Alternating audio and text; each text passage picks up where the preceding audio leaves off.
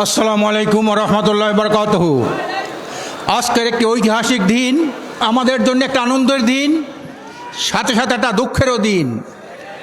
এই দিনে ফ্যাসিস্ট হাসিনা সরকার বিদেশি শক্তির ইন্ধনে ছাত্র জনতার উপরে হায়নার মতো হামলে পড়েছিল, হাজার হাজার মানুষকে হত্যা করেছিল, হাজার হাজার মানুষকে পঙ্গু করেছিল।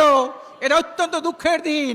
সাথে সাথে বিদেশি মদতপুষ্ট সেনাবাহিনী, পুলিশ, র্যাব, বিজিবি থেকে শুরু করে সমস্ত বাহিনীকে সে তার দলীয়করণ করে সে ক্ষমতায় থাকতে পারে নাই। সে গোপনে দেশ থেকে পালিয়ে বেরিয়েছে। গণভবন আজকের গণভবন নাই, আজকের একটা জাতীয় জাদুঘরে পরিণত হয়েছে। সংগ্রামী ভাইয়ের আমার, এই দেশে অনেক গণঅভ্যুত্থান হয়েছে, অনেক রক্ত ঝরেছে, মানুষ জীবন দিয়েছে, কিন্তু যারা পরবর্তী ক্ষমতায় এসেছে এই রক্তের সাথে তারা প্রতারণা করেছে, রক্তের সাথে গাদ্দারি করেছে, রক্তের সাথে বিশ্বাসঘাতকতা করেছে।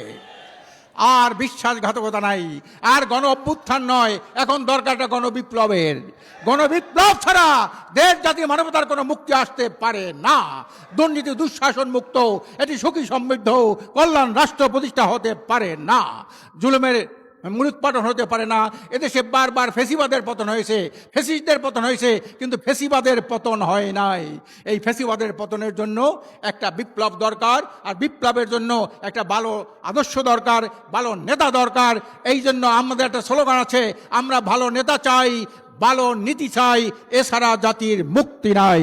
আসুন আমরা ভালো নেতার নেতৃত্বে, ভালো নীতির ভিত্তিতে আমরা একটা গণ বিপ্লবের প্রস্তুতি নেই। ইনশাল্লাহ এই দেশে মানুষের ভাগ্যের পরিবর্তন হবে। এই আহ্বান রেখে আমি আমার বক্তব্য শেষ করছি। অমা তৌফিকি ইল্লা বিল্লাহ।